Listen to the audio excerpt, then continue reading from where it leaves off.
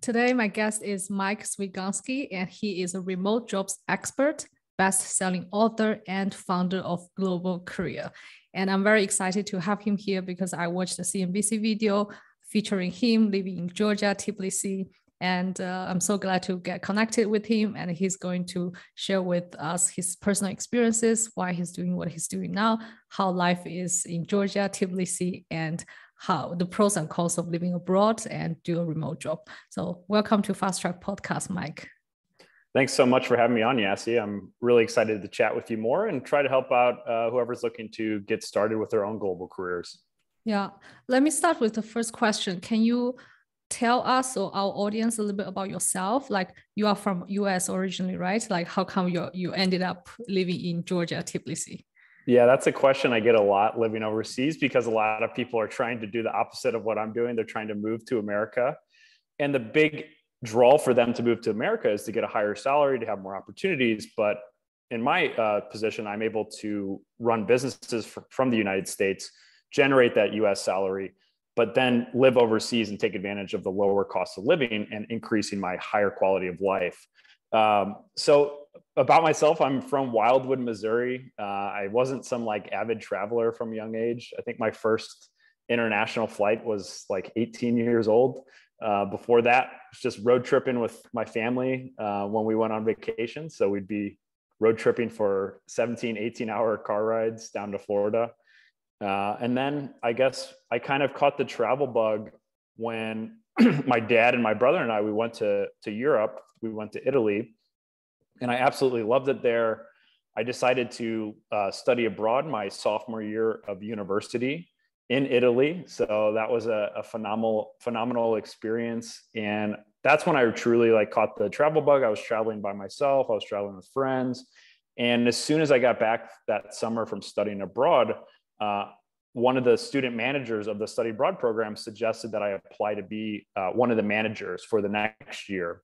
So it was more or less a 2-year sort of internship through the University of Missouri, where you do everything with the study abroad program. You're doing the marketing, you're doing the sales, you're teaching courses through the university. And then in the summer, you're taking students overseas. And they selected me after applying and interviewing and everything. They selected me to lead the Prague study abroad program, which I'd never been to Prague. So I had to sell people a destination and an experience that I had never actually been to. So it was kind of my first entrepreneurial moment where I was able to try to sell something that I haven't even experienced. So it took a lot of creativity to really come up with a marketing plan, come up with a sales plan. And the thing is, the director of study abroad said, hey, we had 7 students last year in Prague study abroad. If we don't get at least 20 students, we're going to have to shut it down because it just wasn't getting enough traction. So we came up with a really great marketing plan, just hit the ground running, and we actually maxed it out. The program could only hold the maximum of 35 people. So that first year we were able to max it out at 35 people. And then the next year grew it to 45 people, which was, again, the maximum number amount. So the director of study abroad was really happy. The university in Prague was really happy with the results. And of course, I was happy because I got to keep doing this internship. So if I hadn't achieved results, then I wouldn't have been able to continue on with this program. So it was my senior year of university. I was interviewing with corporate jobs. And the main side of me really wanted to just go to Europe and try to find work over there. I just absolutely loved it. And so I decided to just essentially book a one-way flight over to Prague. Once I got there, I started researching, using all my contacts and all my connections because I'd been working with the university there for 2 years. They saw kind of the growth and development. And they had me apply for a teaching position. So I got selected and hired to teach financial economics. And I started a new course there as well. But because, I had a finance background, I had taught 2 years before through the University of Missouri. They'd kind of seen me already working for the past 2 years. We had a relationship. So it was kind of like a 2-year interview to get this role. But it worked out really well. And I ended up being a professor at the age of 22, essentially, which is a pretty fun thing to be doing. And being a professor at age of 22 in a foreign country, in a foreign university. Yeah. So this was like the big light bulb moment. I showed up in a brand new country, was able to find a job within a few months. And that was like the moment. I was like, okay, I can keep developing my career. I don't have to put my life on hold for a year or two. I don't have to take a gap. I can continue working, developing my career while still traveling. Like when I was living in Prague, I was traveling. I made it a goal to go to a new country or new city at least once a month because it's so central. You can hop on a train and for 20, 30 bucks, you can be in a new country, which is, when you're in Missouri, in the middle of America, to go to a new country, it takes a lot longer to get there. So that was a great experience living in Prague. I was based there for about 2 years, but the teaching life just wasn't the path that I really was passionate about. It was an amazing experience for that one academic year that I was teaching, but I just kind of was craving something, I guess, that would push me a little bit further and kind of help me grow even more. So after doing that, I decided to move back to the United States, save up some money. So I got a contract working at Wells Fargo, which is a huge bank, working on the trading floor as a brokerage. And basically working as a broker, I was able to save up money, move to Australia. And Australia has this really nice working holiday visa where you can essentially do any job that an Australian citizen can do. You just have to apply online, and then I got approved. And be young enough, right? Be young enough. Yeah, there is some requirements. You have to be under a certain age for Australia, New Zealand, but now a lot of countries are offering similar programs because that was kind of like the big hurdle at the time, was getting this working visa. Because a lot of times you can go as a tourist, but you can't really work legally. So I was able to do the working holiday visa in Australia, do the working holiday visa in New Zealand. And I was working for tech companies when I was there. A lot of people that go to these countries for these working holiday visas, they focus on finding kind of what I consider backpacker jobs, which is working at a hostel, working at a bar, picking fruit in a farm. And none of that was really interesting to me. I think it's a great experience, but I was like, I want to find something that, again, is going to kind of help build my career. So I was focusing on like actual career-oriented jobs. And everyone who I met who was a foreigner was focused on these other types of jobs. So I think I kind of had a big advantage there because, they saw like nobody else was really competing for these jobs at these tech companies. So I ended up working for a tech startup, really loved it, was living in Sydney, absolutely had a great work-to-life balance, was able to work remotely. This was like kind of my first experience with remote working around 2015. And it was remote working, but I still had to be based in Sydney.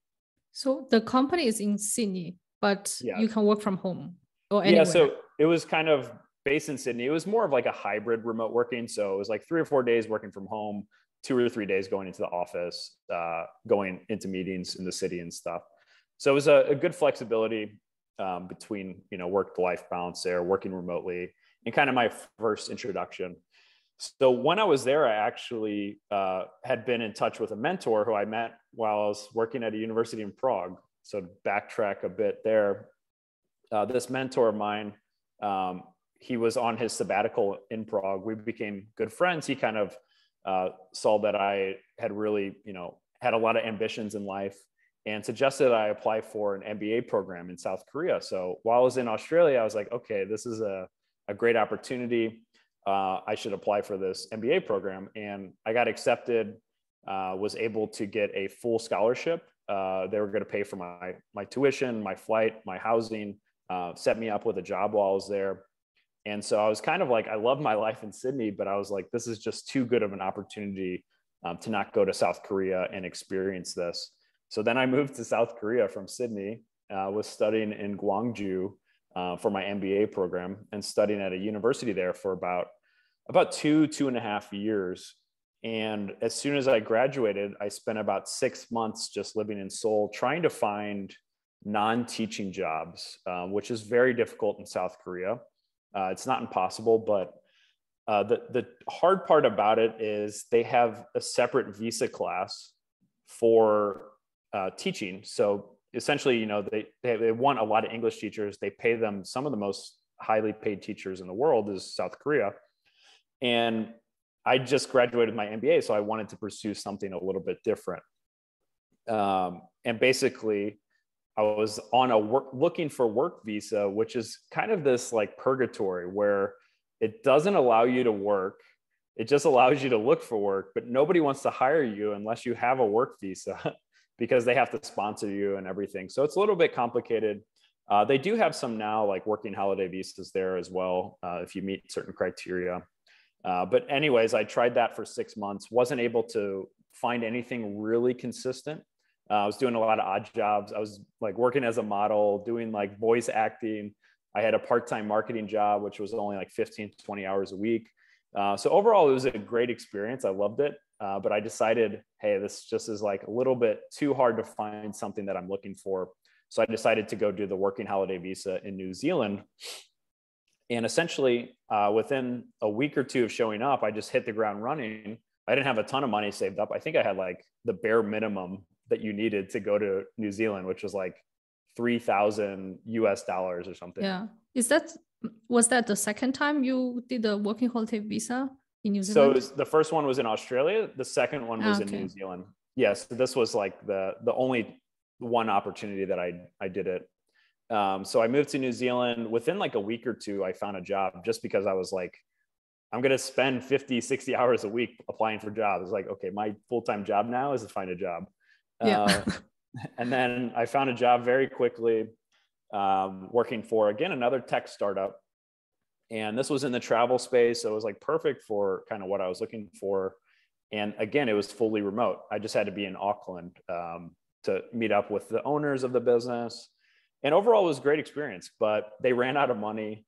It was just like, it was a travel magazine that was trying to like kind of be like a tech company, but it just didn't work in the end. And they ran out of money. And then I spent 4 months working and then 2 months traveling around New Zealand. And while I was traveling, I applied for another tech startup company, which was 100% remote. You would do 6 to 9 months of training in person, and then you could work from anywhere. And I got hired on to be a marketing strategist for this tech startup. And they were getting started in Vietnam, but they were an American-based company. And essentially, I was employee number 4. And essentially, we helped build this company into one of the fastest growing companies in the United States, grew it to hundreds of people working fully remote all around the world. So it was a real wild ride, kind of building this huge tech startup. And the background of this business is a brokerage, which helps people buy and sell profitable online businesses that have been curated. So the company's name's Empire Flippers. And what the great thing about this company was, it was a remote company. So it taught me a lot about remote work, building remote teams, hiring remote talent all around the world. Just being able to build culture with a remote team. And then it also taught me a lot about online businesses. So it taught me everything that goes into, what makes a good online business. And essentially, I helped broker $120 million worth of these online businesses. So I got to see what successful businesses looked like, how they got started, how they were able to really grow and scale. And it's kind of been extremely knowledgeable to learn about this industry. And I still help entrepreneurs sell their businesses, and I still help buyers buy these businesses, because it really is the fastest way to success, is to acquire an already established online business. These businesses have 2 or 3 years of profitability. They have year-over-year growth. They have a lot less risk than starting a business from scratch.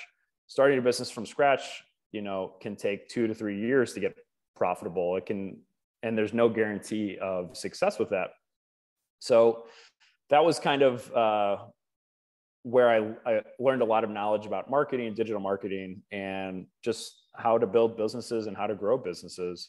But around 2018, about 2 years into working for this company, I started building my own side hustles, started acquiring my own businesses. And eventually my side hustles were just performing as good as my salary. So I decided to, after fully vesting my 4 years at Empire Flippers, decided to just go fully into building my own brand. So I published. Sorry, what is your side hustle at that moment? Is that you acquire other online business and you were running those businesses? So in 2018, I published my book, which is Global Career. So that was part of the business, book sales. Then I have like a remote job website. Then I have consulting and courses alongside teaching people how to find remote jobs, how to travel better, how to travel hack, which is getting free and cheap flights. And then also I offer services to help people acquire businesses and help people sell their businesses. So that's kind of started in 2018. And then I acquired a software business in 2019 and a few other like content websites throughout the next few years. So all in all, these businesses are fairly passive. Like my software business takes around 1 or 2 hours a month to maintain because I've outsourced and hired all the essential things to be done by somebody else.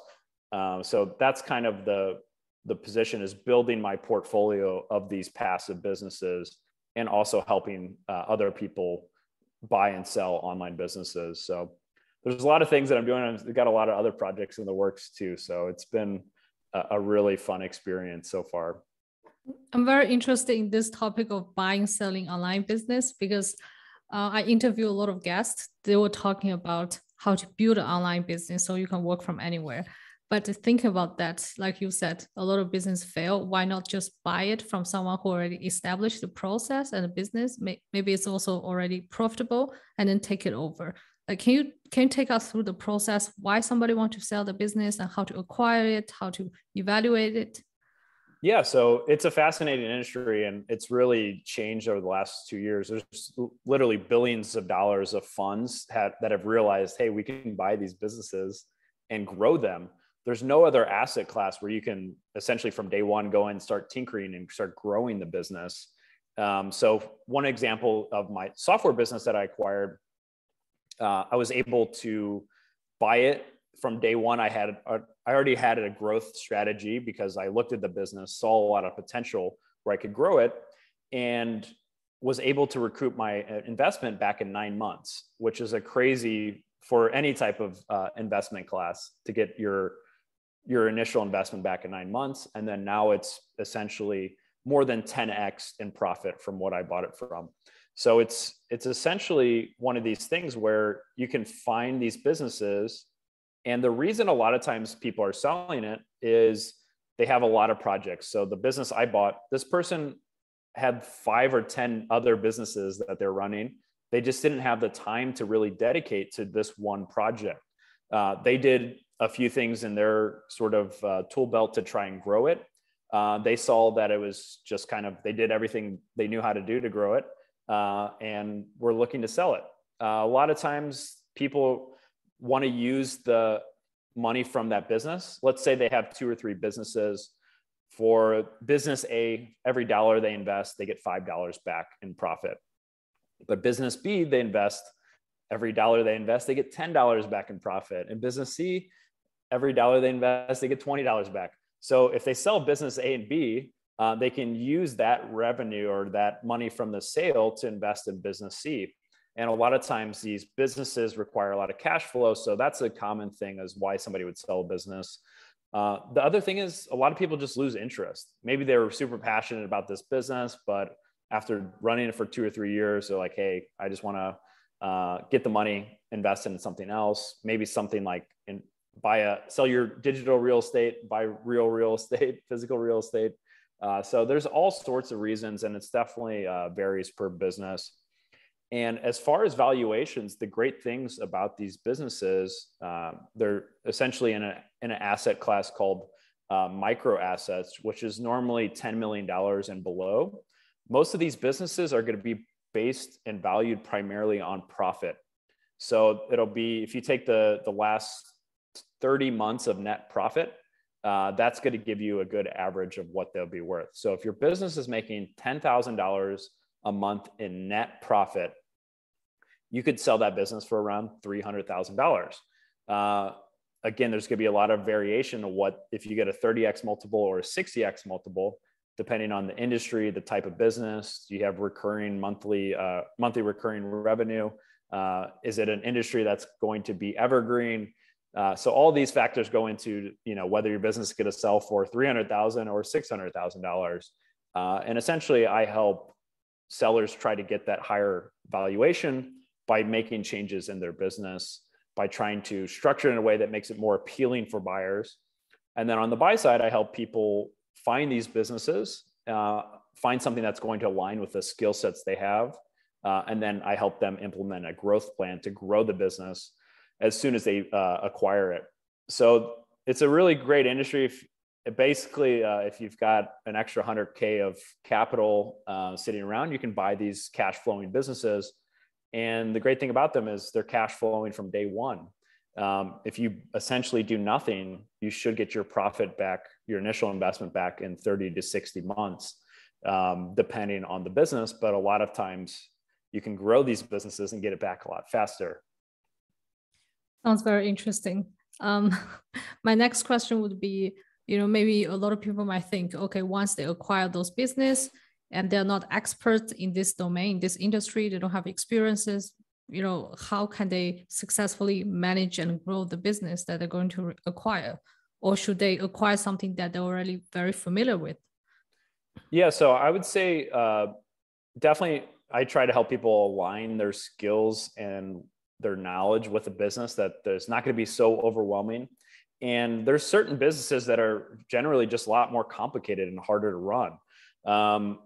A lot of these websites are fairly easy. They don't really need to understand too much.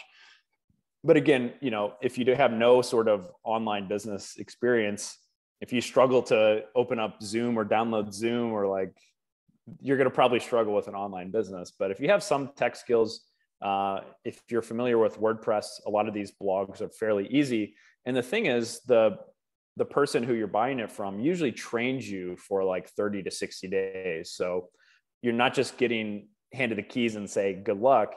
They're going to show you for 2 to 3 months, depending on what type of business, how complicated it is. They're going to show you how to run the business and how to do all the day-to-day operations. But some of them are very simple. A lot of these businesses are content websites. It's essentially just a blog that's ranking very high on Google for a certain niche. Let's say best office chairs. They're ranking #1 on Google for best office chairs. It's getting a ton of searches. They make money through affiliate marketing, advertisement. They have a writer in place that goes in, writes articles. They've got the next 2 years of content outlined already. You just buy it, essentially take over the cash flow. Maybe you can implement some SEO tactics to help grow it. But yeah, that's essentially one of the simpler business models. But then you have more complicated stuff, which might be in the software space or the physical product space, where you're essentially ordering products from China. You're sending them to Amazon to be fulfilled by Amazon. And this is called FBA. And these business models can take a different set of skill than running a content business. There's a lot more cash flow involved because you have to order, thousands of dollars worth of product to send to Amazon. You have to pay fees, and you have to kind of understand different areas of the business. Some of these can be a little bit more complex. They can have 50 or 100 products. Some of them could be just one product doing really well on Amazon. So even the same business model, you look at two businesses, they can be a lot more complex and complicated. So it really is one of those things I try to help people that I work with is, what is your kind of expertise level? What is a business that's going to be the best fit for you? And what is your risk tolerance? Some businesses are genuinely going to be more risky. And that's the thing. I think that's what's kind of holding back the industry. It's usually not a lot of, the funding isn't holding it back. It's the number of operators that can actually run these businesses.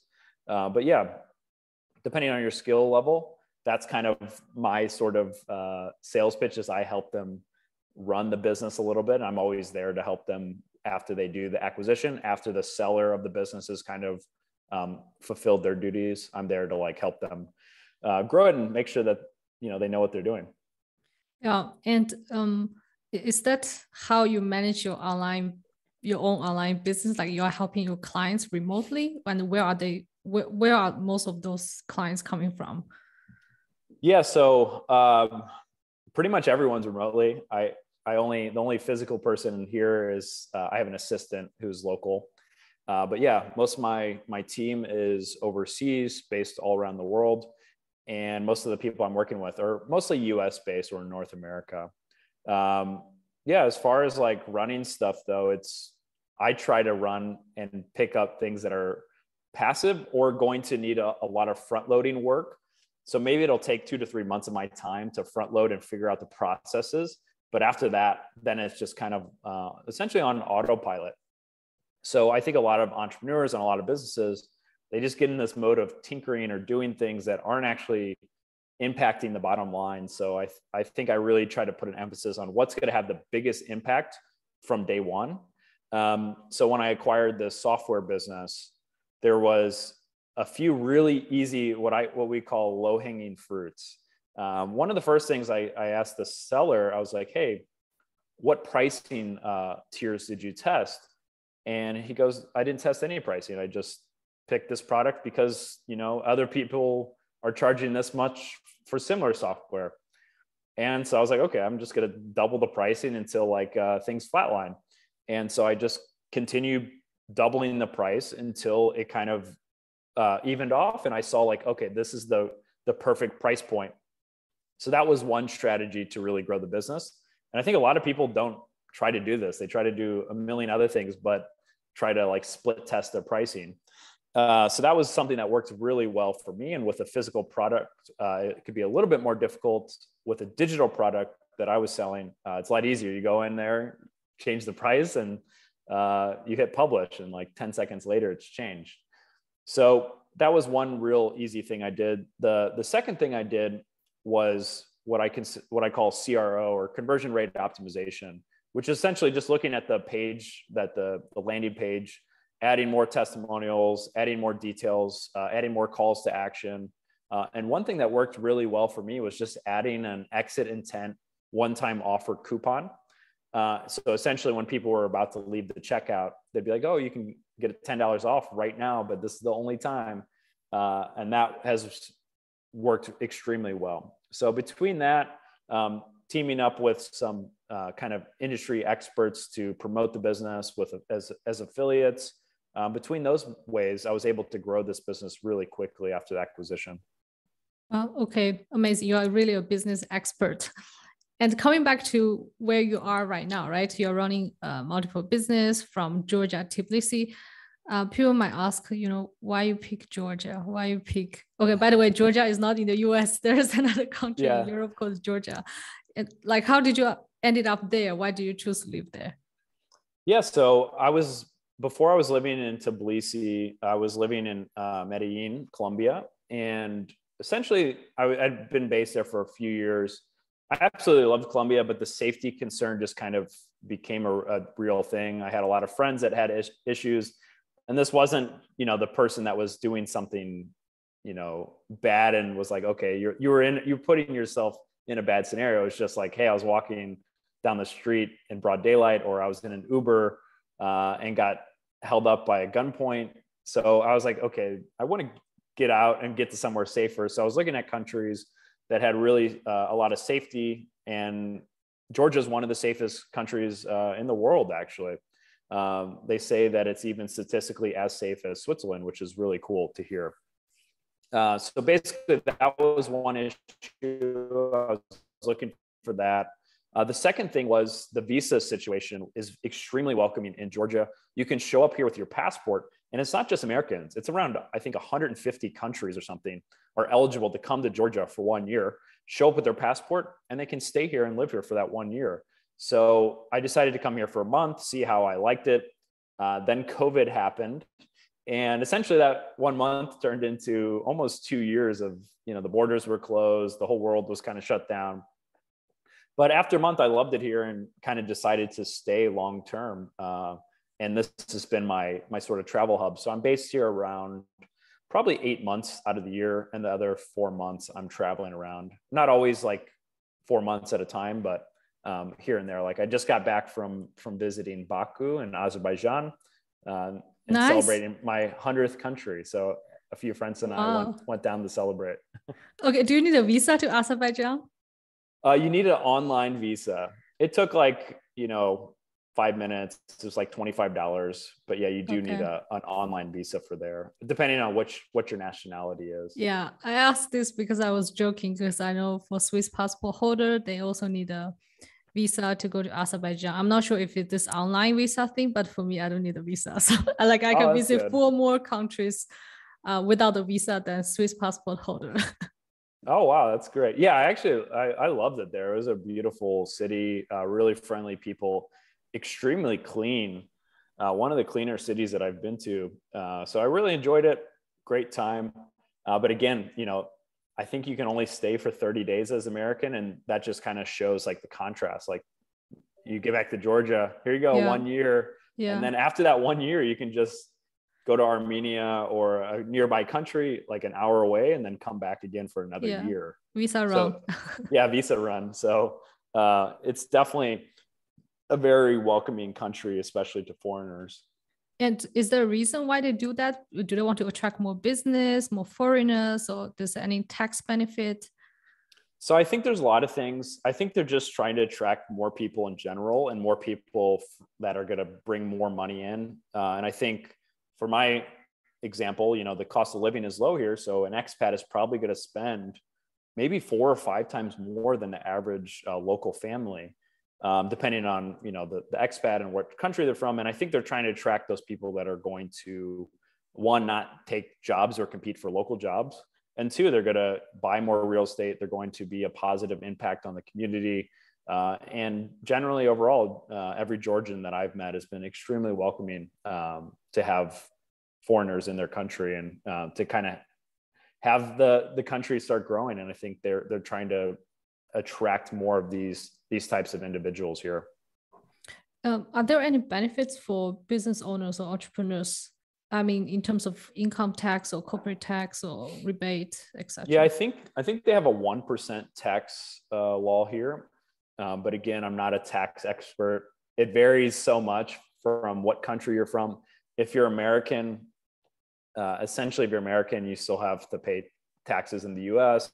It kind of follows you everywhere, but other countries, they can set up a tax structure here that's a little bit more beneficial for them than someplace in Europe.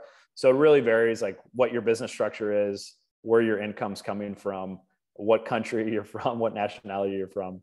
So you definitely need to talk to a tax expert, but there is some great benefits here. They do have a low sort of tax rate for everyone. Nice to hear that. Do you have any other last minute message or advice to your audience if they want to start a, let's say, online business or work remotely to allow them visit different countries, have the flexibility with their own time? Like, where can they start? Yeah, so I always try to like gauge people what they want to do. There's pretty much 3 ways to start working as a digital nomad or working remotely. So you can get a remote job, you can start freelancing, or you can go into entrepreneurship. Those are the 3 main paths. So choosing one of those paths is going to be the fastest way to do that. And for me, finding a remote job is probably the fastest way and the least amount of risk. You can start having somebody else pay your salary and you can work remotely. Freelancing, again, is a great way. And I always try to like recommend doing a hybrid approach where, hey, get a remote job first, start freelancing, building that side hustle. So either do freelancing or entrepreneurship, because that really reduces your risk overall in being successful. So that's kind of what I recommend with people, is like where you're at. If you're working an office job, look at getting a remote job. If you've already got a remote job, then start a side hustle through freelancing or building a business. And I think that's the best path to go. And if you need help with any of that, feel free to reach out to me. I help kind of in all of these areas in helping people get started with, what took me 5 to 10 years to kind of figure out. I try to help fast track people into a lot shorter timeline. Yeah. And then the last question would be, how can people get in touch with you? Your social media, your email address, your website? Please share it here. Yeah. Yeah. So globalcareerbook.com is probably the best place to go. It has information on everything I offer. It has links to my book, links to get in touch. And yeah, or if you want to reach out to me on LinkedIn, Mike Swigunski, or on Instagram, Mike Swigunski as well. I'm probably most active on there. So if you send me a message, I'm pretty good at getting back to you. Probably a little bit better on Instagram at replying to messages. But as long as you say, hey, I've listened to you on this podcast, I'll get back to you. Okay. Thank you so much, Mike. And feel free to contact him, my audience. Yeah, I love hearing from people. And if you're ever in Tbilisi, feel free to reach out. And as far as you as well, Yassi, hopefully we'll cross paths somewhere. I think soon. Yeah. Okay. Thank you so much for being here. Thank you so much for having me.